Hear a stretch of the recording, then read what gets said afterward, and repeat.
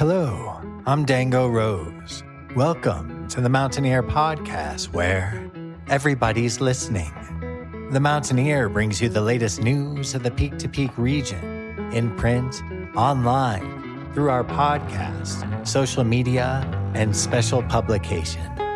Now, listen in to the latest news of the area with our local journalists.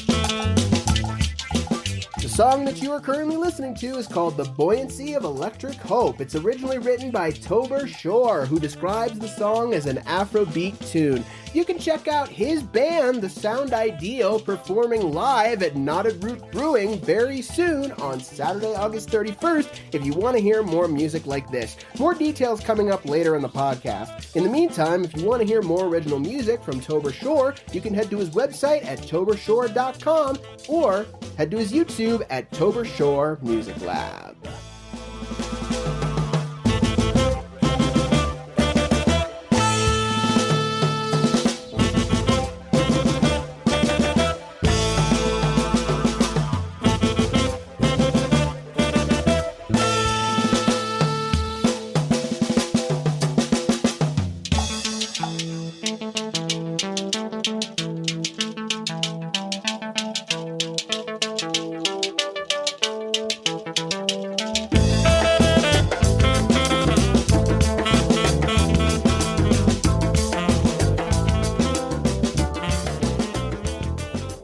Hello, everybody! My name is Jamie Lammers, and welcome to this week's Retrospective Wednesday edition of the Mountaineer Podcast, where I bring you interviews that I wasn't initially able to air when I conducted them. My apologies, this episode is actually much later than usual. In fact, this is the first time I've ever had to delay a Wednesday release to Thursday. I had to get all of my ducks in a row to make sure everybody was okay with the final interviews. But don't worry, Friday's podcast will still come out at the normal time. This week, I've got another Then and Now episode of the podcast, where I take an interview from back then and splice it with a recent interview to see how the artists have evolved over the course of a year or so. For the foreseeable future, this is probably the last Then and Now episode of the Mountaineer podcast. You never know, I could find something else that calls for a Then and Now episode in the future, but as far as I can tell, this is the last big one. So I'm very excited for our guest today, and I have a bonus interview at the end of the podcast, but we'll get to that later. For our main interview, though, our guest for this week, do you mind introducing yourself real quick? Sure. My name's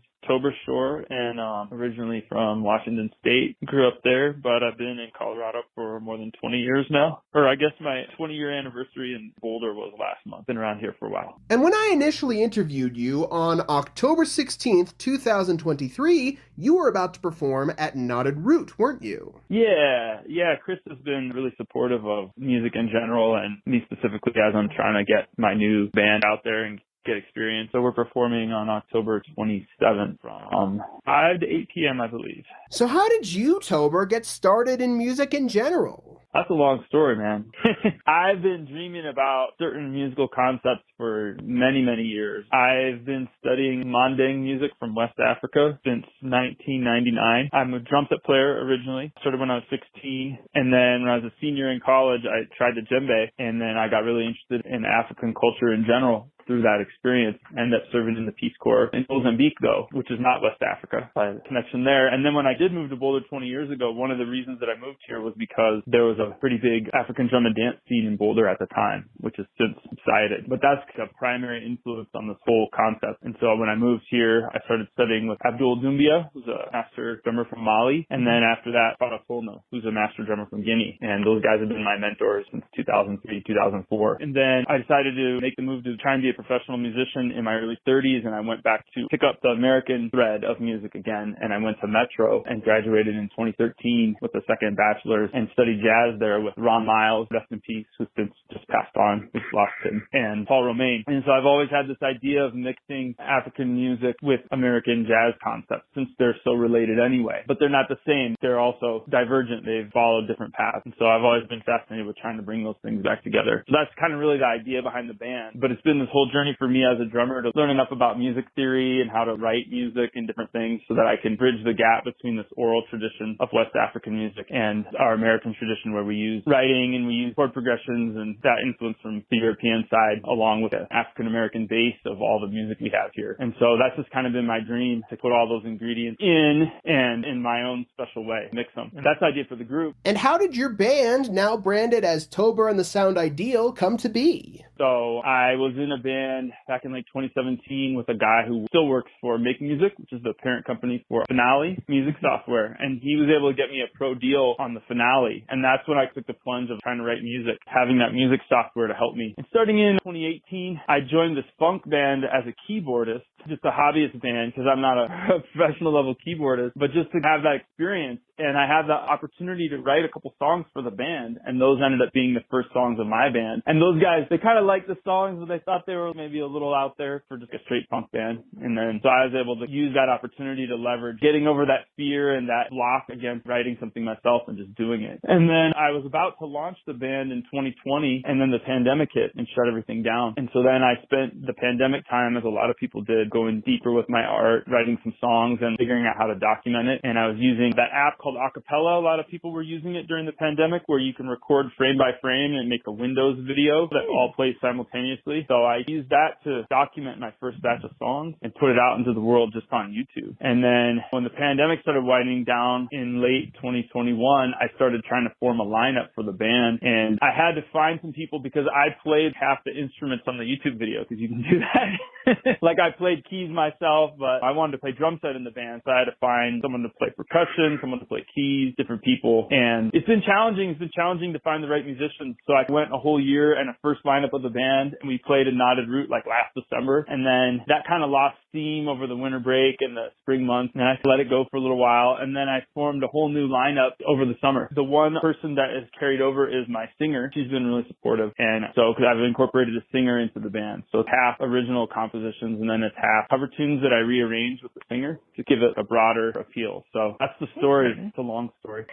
I wanted to just make a quick clarification for those who are interested in the Acapella program. It's not a Windows program, it's an Apple program. So as far as I know, it's only available on Apple devices. Just wanted to clarify that, because I tried finding it on my own, and since I don't have an Apple device, I was personally out of luck. So jazz, African stylings of music, and other styles like that have really influenced you over the years. What has stuck out to you about that particular kind of music? That's an interesting question. I mean, all African-based music I've ever heard, all black music has a groove element where it really is embodied and it makes you want to move. You either want to dance to it, or even if you don't get up and dance, you want to nod your head and tap your foot and everything. And I work with dancers a lot, and I just want to inspire that dance energy, but in a way that I could have a creative voice as a composer too, but like using these concepts that I've learned and trying to see if I could say something, be authentic to myself and pay homage to the traditions that I've studied, but have it come out in a way that's me, because that's what everybody needs to do, I think, is find your own voice. And all the interviews I've ever read, all the advice I've ever gotten, people talk about really studying and knowing the tradition and understanding what people have accomplished before you, because they've created they've created everything, they're standing on the shoulders of giants.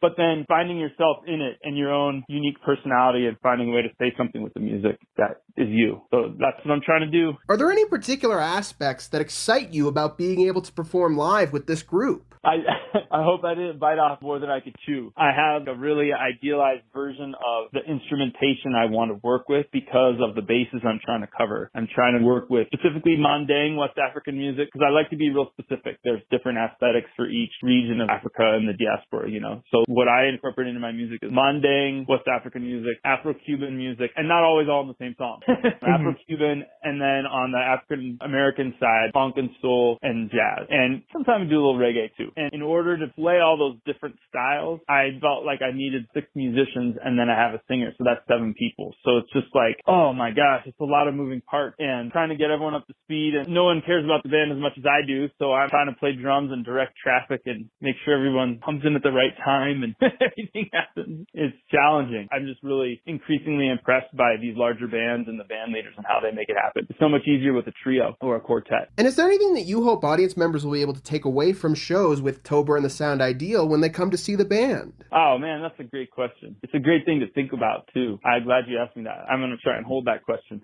when I perform.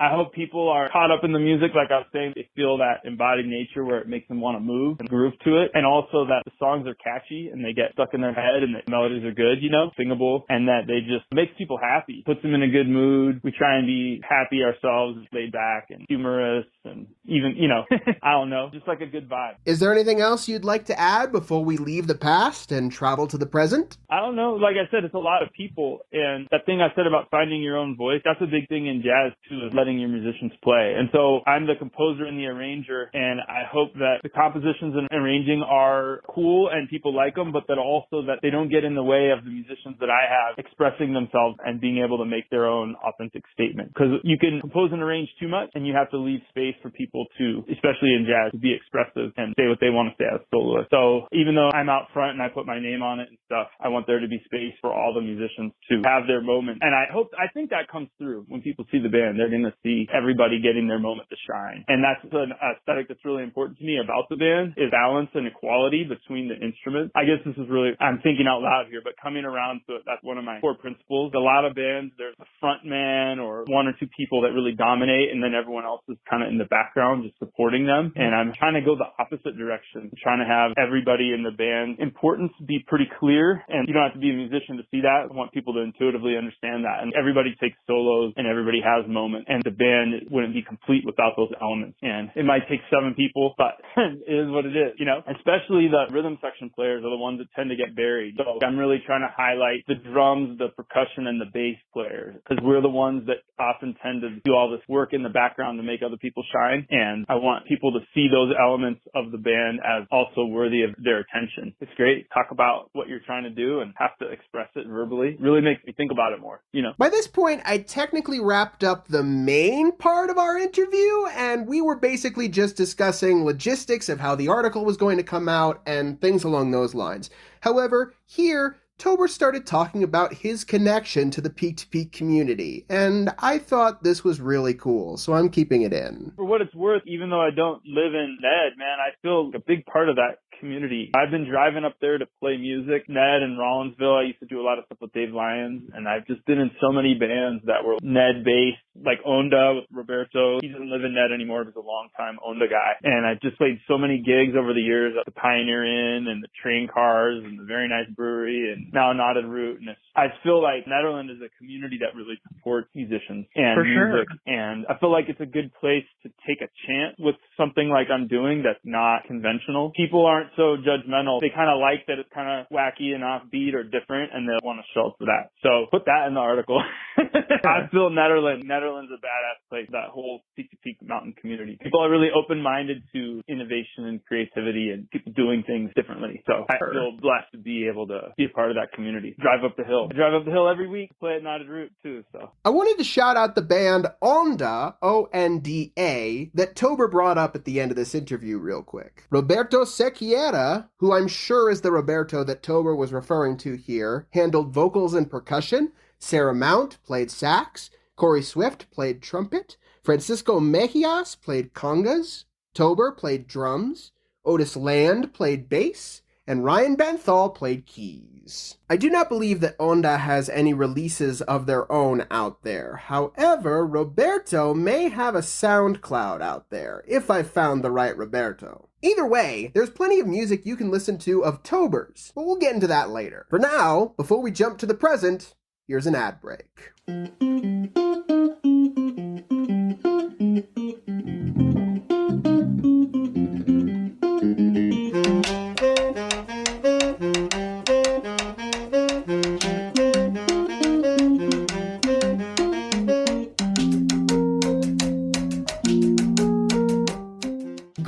wild for front range air quality and protect your health from exposure to ground level ozone.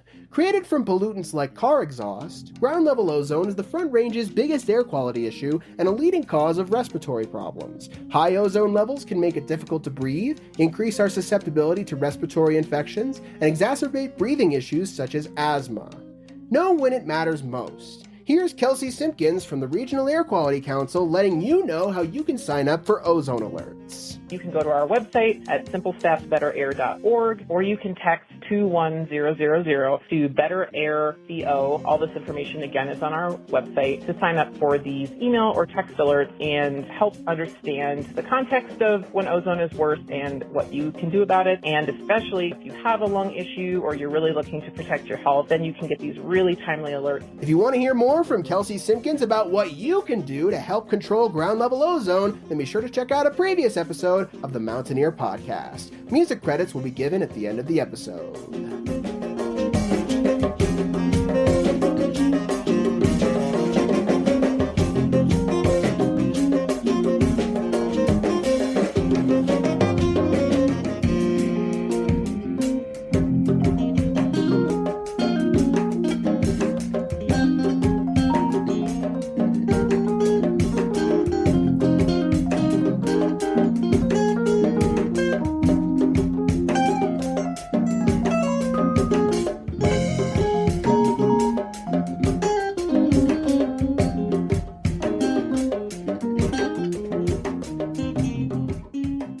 Welcome back. And now, let's travel to the present and reintroduce our guest. Just so you know, not only have I listened to the previous interview since conducting this one, but Tober has also listened to it, so we both generally know what we talked about last time here. Do you mind just reintroducing yourself real quick? Hey, sure. My name is Tober Schorr, and I live in Boulder, Colorado, originally from Washington State. And Tober, your band, Tober and the Sound Ideal, will be performing very soon, won't they? Is it at Jamestown Merc? Back at Knotted Root, I've been just calling it the Sound Ideal lately just to emphasize the band aspect more. But yeah, we're back at Knotted Root, not this coming Saturday, but the following, the 31st.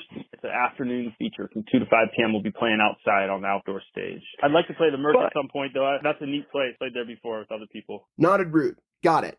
Well, anyway, since I last interviewed you on October 16th, 2023, how has the band been? Oh, it's been up and down. You just got to keep trucking away. I don't always have the energy I would like to put into it. It takes a lot of energy to create the types of songs that I write and teach them to people. So that's been slow, but I've just recently been working on some demos for some new things that I actually wrote a couple of years ago. And hopefully that'll be coming out soon. Been trying to have something happen every month. Haven't always achieved that goal, but roughly every month we've been trying to have a performance. And yeah, it's been good. Knotted Root has always been really supportive. Done some house parties. Did a cool live video recording session with a CU student named Mason. I want to shout him out. Mason Walker. He did a really great job for us. He made us some music videos that we were able to turn into a demo for booking gigs. Yeah. And how has the lineup been since we last interviewed you? It's been about the same. Version 1.0 never really got off the ground. We did a great showcase gig that was the other source of the footage for my demo, and props to all those folks for helping me out with that. But it kind of took the version 2.0 of the lineup to really get it to gel, and I just want to also shout out my wonderful singer, Ivy Hartfield. She's been the one consistent member really supporting me in making this go. But I had a great CU student for most of last year. Actually, two really talented CU students playing bass and sax for me. Will Pavlonis, who I think just graduated, was playing bass for me, and Jonas Sutinen was playing sax. And they were just killing it. They've both moved on now that they've graduated to other stuff. And so I got another new sax player named Jonas. Went from Jonah to Jonas. And he's going to be playing his first gig with us. And then a buddy of mine named Rob Stragnell has been stepping in on bass. And then I've got Mike Peterson on keys. And Mike and Ivy and I all are connected to the Boulder Big Band, which is a community band that's been around for over 30 years. Let me see. And then my good friend John Drake has been playing hand drums and percussion. And he and I are connected because we're both returned Peace Corps volunteers that served in Africa. So we both have this connection to really being lifetime students of African culture. And he's the other person in the band that really understands more deeply the aesthetic that I'm going for with this band.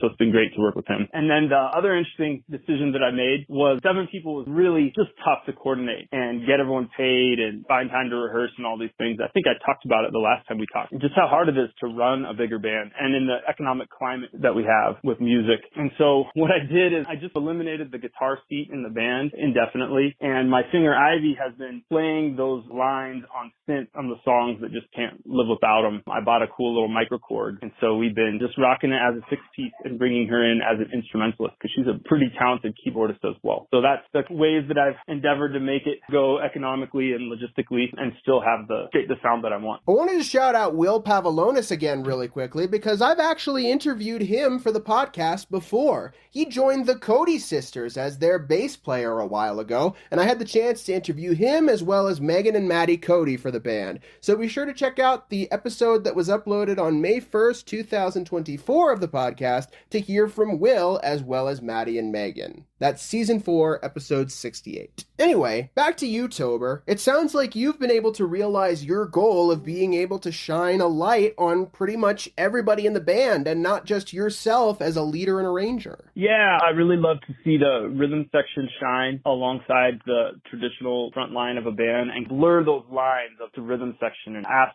some of the lead players to play these repetitive ostinatos that turns them into a rhythm section player and just blur those lines and just give everybody their moment to be an improviser and to speak with their instrument. I especially love bass solos, and not having a guitarist just gives the bass player that much more room. And some of these young players coming up, jazz guys, they can really play, you know, and I've always been drawn to bands with that lower pitch concept, like the whole band is in the lower register. Like one of my favorite classic bands is Morphine, and they were just a trio, but it was like a bass and a baritone sax and a drummer, and then the guy has a really deep voice too. And so I think that's maybe a subconscious influence too of just bringing out these lower tonalities. And how has performing live as regularly as you can gone? Have you been able to cement your dynamic as a group? Well, you know, I've never been a band leader before, so I've been doing a lot of learning what that entails, and it's a lot different than just being in a band, you know, because there's the booking and promotion role, and then there's all the organization, logistics, making a Google Drive, getting charts on there, all that stuff, and then the music director aspect of it, of arranging, writing charts for all these different instruments that I don't necessarily play and having those charts be good. So it's been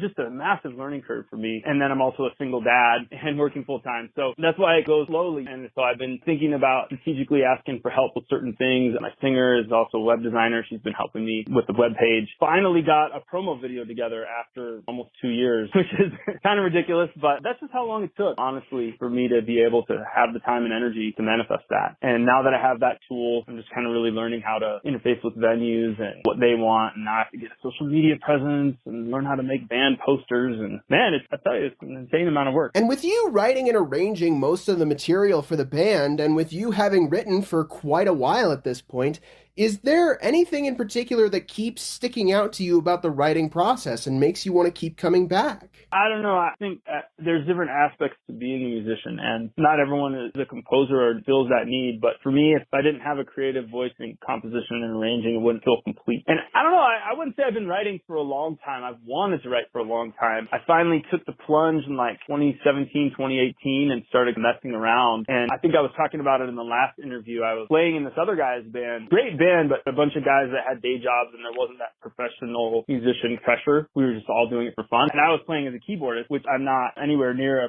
professional level keyboardist. And that's how I broke through, I guess, this mental barrier I had to writing songs. And I just tried to write stuff for that band. And then that became the genesis of now my band. And it's really crystallized my concept of what this band is and things I talked about in the last interview, like the different specific elements that I wanted to blend together to make the sound of the sound ideal. And then I don't write that often. I've been writing about once or twice a year. When I go visit my dad over Thanksgiving break, that's when I've written songs. I just have a little time and space, and there's no outside pressure, and I don't have to teach any music lessons, and I don't have to do this, I don't have to do that. And I'll sit and I'll just go deep for hours and play with concepts and come up with songs. But I mean, the last songs that I wrote were 2022 Thanksgiving, and then 2023 Thanksgiving I created an original arrangement of a jazz standard. But that's really it. I really struggle to find the time to write, honestly. Well, with so little time to write, what's rewarding about being able to come back and write whenever you have the chance? I mean, there's nothing so satisfying to me as hearing something that I created come to life, I guess. Everybody who's a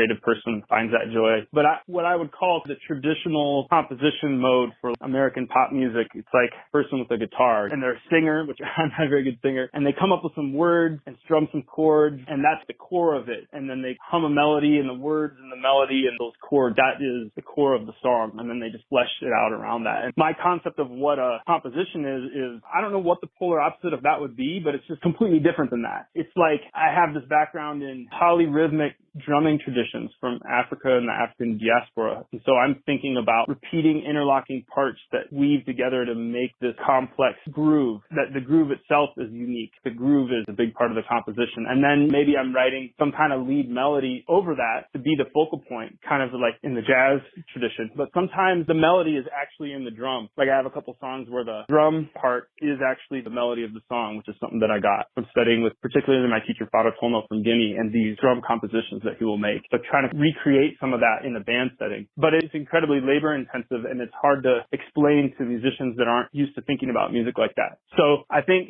it makes sense that I only crank out a song or two a year because it takes that long. After the song's created, it takes a really long time for people to learn it and understand it and for me to fully see what it is and for it to get actualized. So I guess I didn't think about it last time, although I should have. I found an interesting tidbit on the website, which I will promote later, about the band's name. Do you want to talk about where that came from? That's funny, it didn't come up last time. So when I was in music school getting my undergrad at Metro, I did some independent research on the influence of African music on American music. And it's African music and then African American music and then general American music, which is so much of what we have is coming from African American folks and what they've created and blending with other traditions as well from the British Isles and different places. But I did scholarly research. I went to the library because I was in music school, so I had all these resources. So I was reading all these really heady scholarly papers about people that had tried to trace what happened to African musical concepts and the processes of cultural transformation that happened when African music came to the United States via the transatlantic slave trade. And there's a scholar named Ollie Wilson, and he had a series of 4 papers, and he explored this connection. And the title of one of those papers was The Heterogeneous Sound Ideal in Music. And so it's a fancy scholarly term for this concept that is present in a lot of African music where there's a general aesthetic value. I don't want to overgeneralize because every African culture is unique, but there are some things that are more broadly true across the continent. And one of them seems to be this thing he called the heterogeneous sound ideal, which is a plurality of sound. Like, how would I describe it? So when we play the djembe, right? The djembe has a low bass sound, a medium tone sound, and a high slap sound. And then we take these things called sestes, which are these metal rattlers, and we put it on the drum and they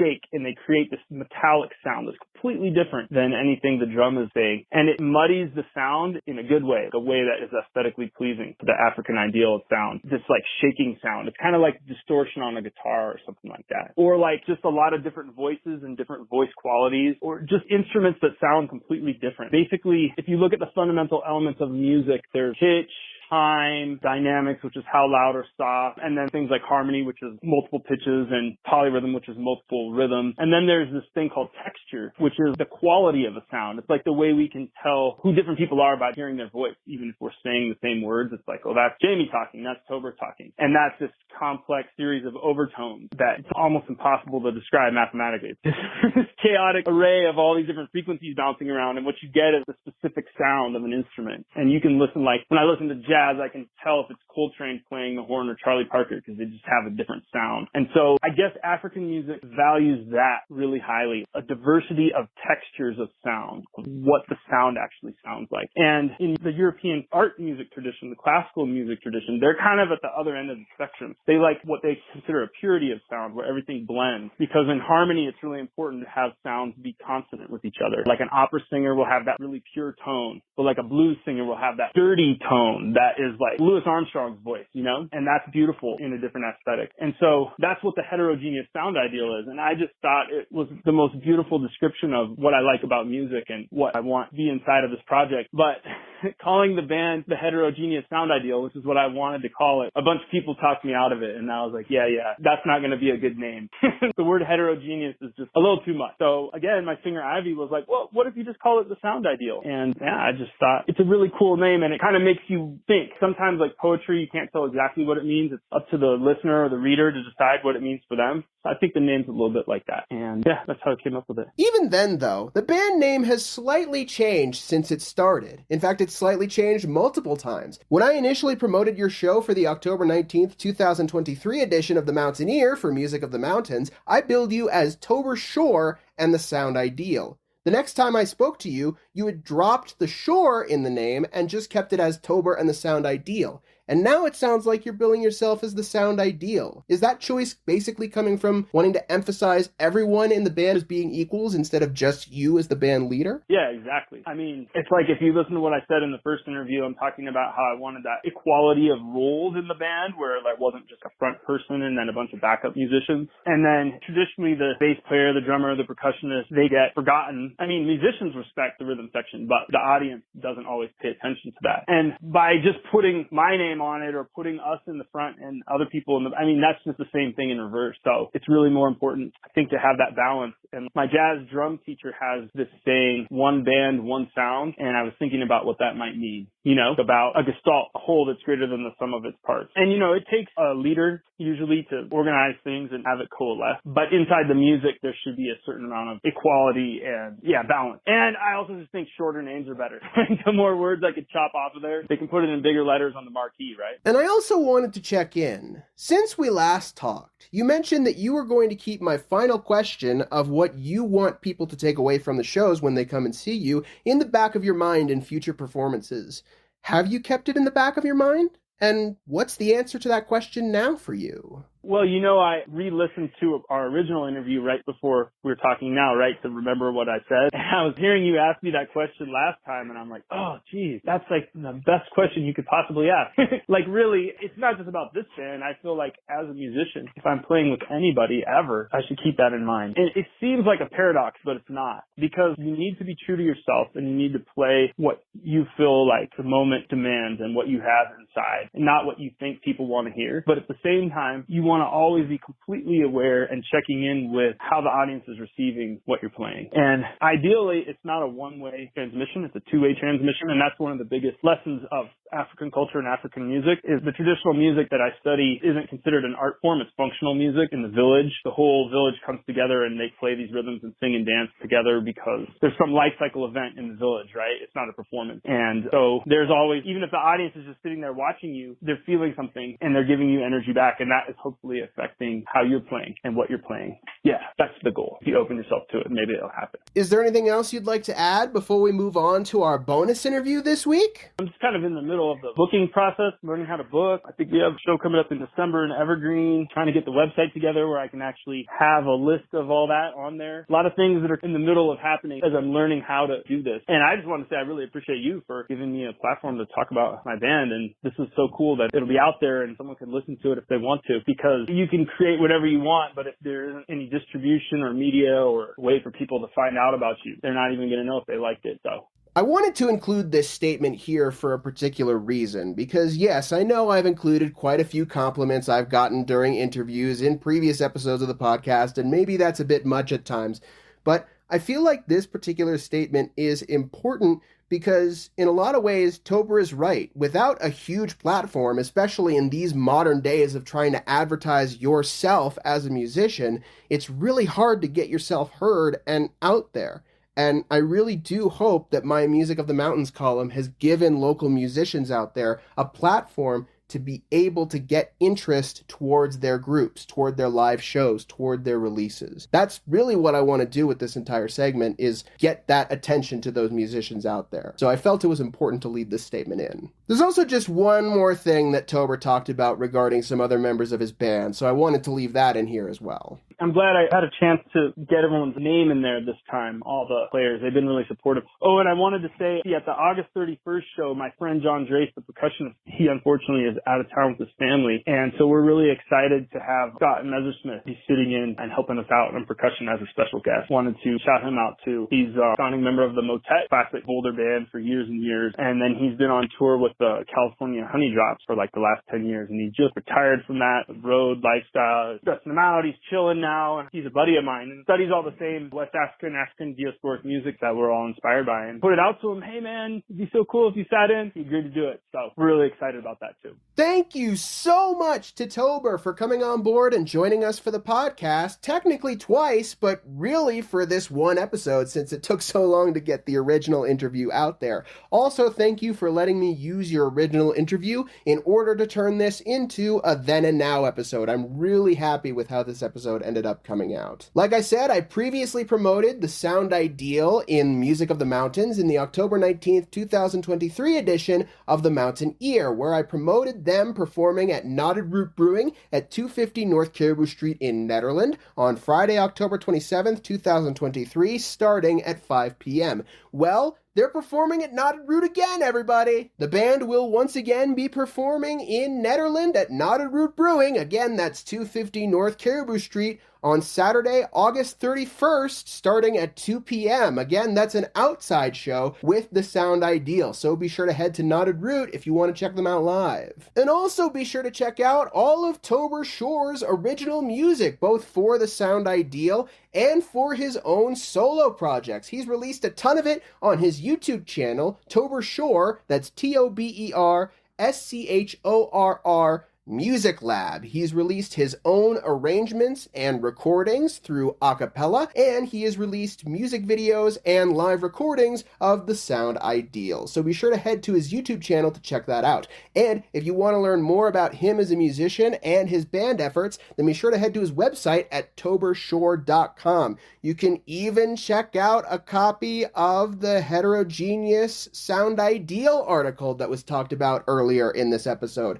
It's only 10 PDF pages, actually. It's not that long of a read. So if you're curious to check it out, you can even check it out on that website. Again, that's toberschorr.com. And now for this week's bonus interview. Why am I doing a bonus interview here? Well, because I messed up a little bit. I did end up thanking Stephanie Andelman, the organizer of the Netherlands Jazz and Wine Festival 2024, for getting me the musicians for the previous episode of the podcast. I really appreciated her efforts, and I would not have been able to make that episode possible without those efforts. However, shortly after I released the podcast episode and after I sent it to her, I realized she wanted to be interviewed too, and I should have asked her first, considering she is such an orchestral role in making this Jazz and Wine Festival possible. That's totally my fault. So, to make up for the fact that she wasn't in the previous episode of the podcast, we're going to bring her in to do one more big promo of the 2024 Netherlands Jazz and Wine Festival. So, our final guest this week. Do you mind just introducing yourself real quick? I am Stephanie Andelman,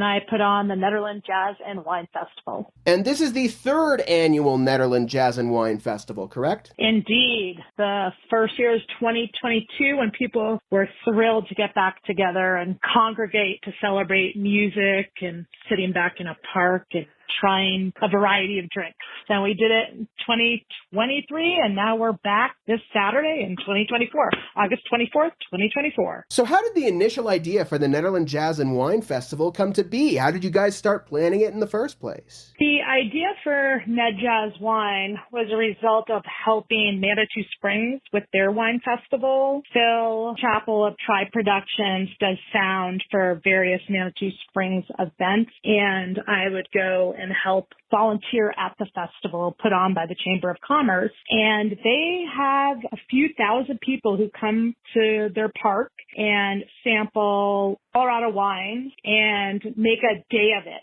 And it's really wine focused. There is music, but it's much more about trying as much wine as you can and buying as many bottles as you can and coming with big groups of people and celebrating birthdays and anniversaries and weddings. So I wanted to take that model and expand upon on it, and I sat back and thought, what goes well with wine? And how can we make an event that fits with Netherlands music history to make it as much about music as about the wine and the local alcohol makers? And thus, I came up with Ned Jazz Wine. Jazz being before the wine, because, like I say, we're steeped in music culture here. And I cannot say that I'm a jazz aficionado, but I was very interested in constantly now learning about jazz and their subgenres. I know a lot about music, but not the jazz area. And so this was a challenge for me to learn who was doing what, where, from the players locally to internationally, the places they play, and the thriving Denver jazz scene, and bring it up to Netherlands.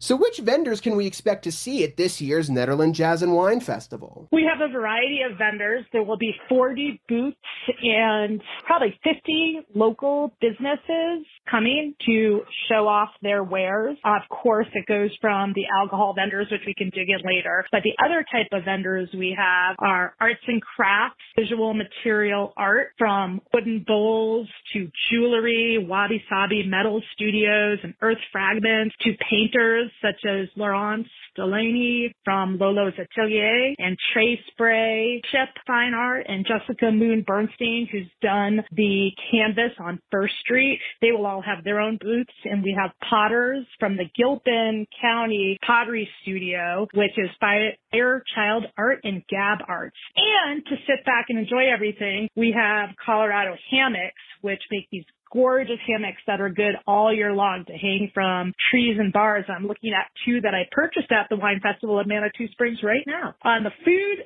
side, we have bread, which is gluten-free bread with a cheese company, Havenly Baked Goods and Colorado Farmhouse Cheese Company. Of course, wine goes with chocolate, so we have the Bamba chocolates, and you have to ask them about their story, where they actually own their own cocoa farm Africa. And of course, we have local favorites, Peace Love Cake and Burning Bridges Hot Sauce.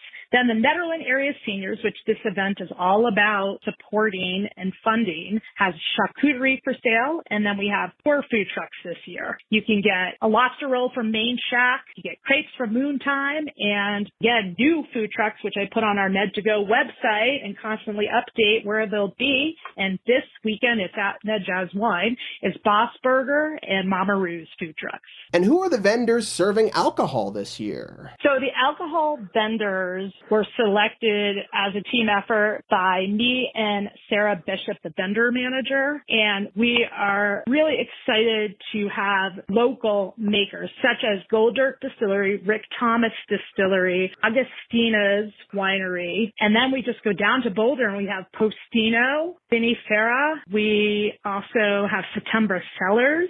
Go to our neighbors over in Estes, Snowy Peaks Winery, and go all the way to Brookings, which we'll call another neighbor, Creekside Cellars Winery. And we go all the way to the western slope where we have La Nuit de Bois Winery and Montrose, and the famous Alfred Eames Cellars in Paonia. That's just a sampling of the wine you'll get to try and the liquor you'll get to try. We also have non-alcohol vendors, which is a necessity these days as people want to come to these events and they don't want it to be all about alcohol. So not only do we appeal to NA ticket holders, we also appeal to people who are sampling and want to try something besides alcohol to keep the day fresh.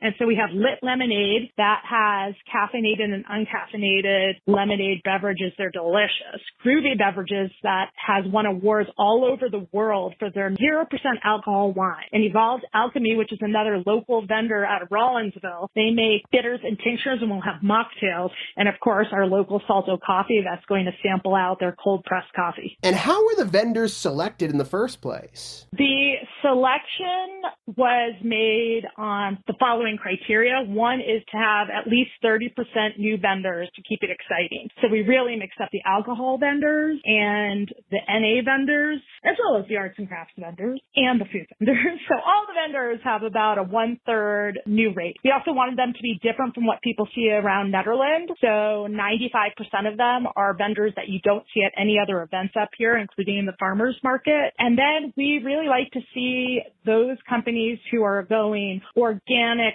natural, have a hyper local from Netherlands to the Western slope presence and commitment, and have followers online and to their tasting room so that people here can become their new followers and visit them elsewhere. Of course, we do have a couple of Netherlands companies like the local winery Augustina's, but many of them fan out through Colorado, and we want people who are open to new tastes discover not only here, but where they're located. And what do you hope that people will take away from the Netherlands Jazz and Wine Festival if they decide to buy tickets? The Netherlands Jazz and Wine Festival is committed to bringing the community together for an elevated experience.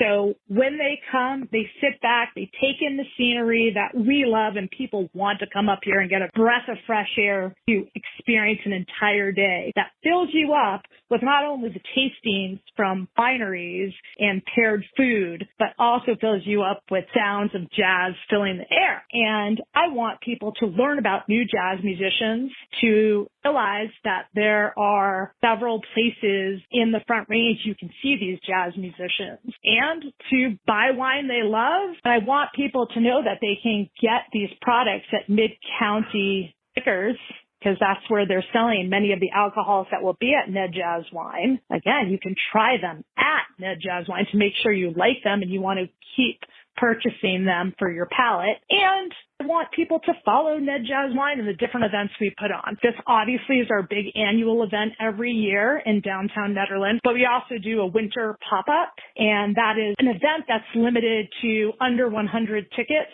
with a meal and certain wineries that come and educate you about their wines and a Grammy-nominated artist playing. Is there anything you'd like to add about the music selections this year? Sure. On the music front, thank you so much for covering members of the bands you did in the last podcast. We just want to communicate that the model is a very local performer. That is your entrance music and your tweener set. That is Jeremy Mone Band. His father lives in Jamestown. He grew up in Boulder. He spends a lot of time up here in the mountains. And I just sit back and love being transported to the 1920s era with his music, and most of it's original. And then we go for a regional act, which is the Haley Tomlinson Band, with many players, including Gabe Mervine, who was mentioned, and he was our middle player in our first year. He's played with the Motet. He's been on the road with many famous bands, and he really knows how to master that trumpet. And then our headliner is regional, statewide, with their special guests, and that's what we tend to do, is bring a special guest who's been a Grammy winner to play the 3 to 5 p.m. set, and that's Steve Wilson, which New York City adores as their favorite saxophonist and flautist. And he will really take over the stage with Latin beats at the end of the festival. And finally, where can people get tickets? To get tickets, visit nedjazzwine.com and click on the tickets tab. At this point, we still have general admission tickets available, and we may sell a handful at the gate on the day of, but usually we sell out beforehand, and we make it very well known through the community that we are sold out and there's no walk-up tickets. And you can also follow us on social, which is the @NedJazzWine Facebook, and the event that we have on Facebook has various discussion posts about the vendors, the players, information to get ready. So that's a wonderful place to start. Thank you so much to Stephanie, not just for coming on board for this podcast interview, but also for allowing the previous episode of the podcast to come together in the first place. I am very appreciative of her efforts, and I really hope that these two episodes, along with Friday's episode with Jeremy Mone, will get the word out there for the Netherlands Jazz and Wine Festival 2024. I'm not going to list the musicians that are performing at the Netherlands Jazz and Wine Festival again, because if you want to hear who's performing, then you can check that out on Friday's episode of Music of the Mountains and on Monday's episode of Miscellaneous Monday, where we talk about all of the musicians that are performing. And over those two episodes, I interview Jeremy Mone,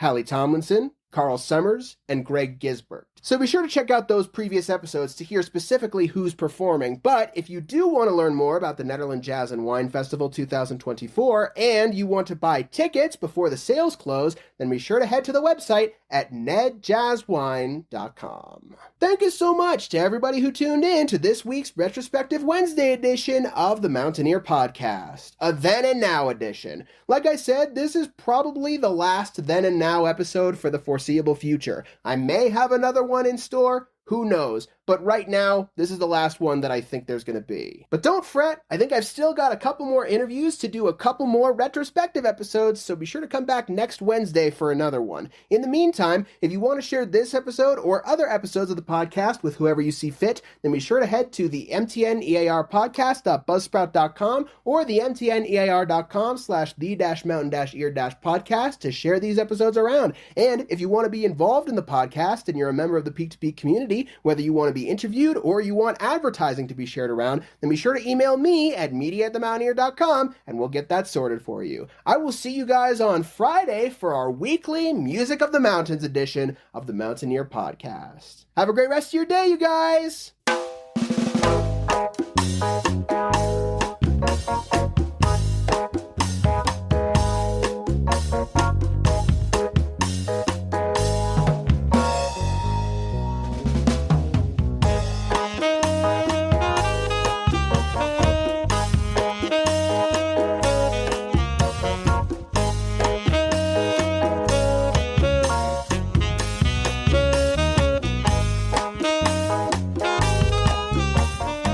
The song that you heard in the ad break is called Canis Minor, and it is originally performed and written by Tober Schorr, and he describes it as a song built upon repeating parts similar to a West African polyrhythmic drum piece, and it incorporates concepts from traditional djembe and dunun music. And the song that you are currently listening to is called Funky Snake Dance, also written and performed here by Tober Schorr, who describes it as a funky cha-cha-cha. You can listen to more music like this when his band, The Sound Ideal, comes to Knotted Root Brewing very soon on Saturday, August 31st, 2024, to perform live. In the meantime, if you want to listen to more music like this, then head to Tober Schorr's website at toberschorr.com or to his YouTube channel at Tober Schorr Music Lab.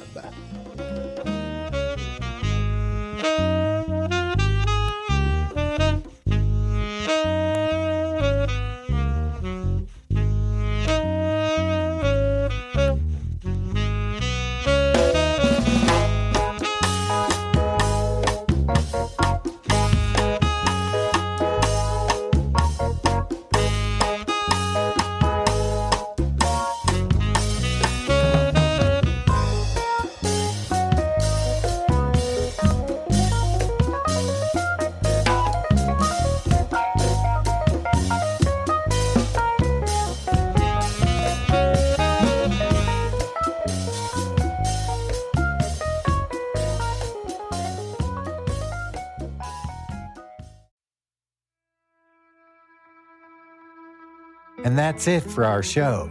Subscribe online to get more access to more news, weekly updates to our community calendar, and a link to our YouTube channel by visiting themountaineer.com. Be sure to use the coupon code PODCAST when subscribing for a 10% discount, only available to our listeners.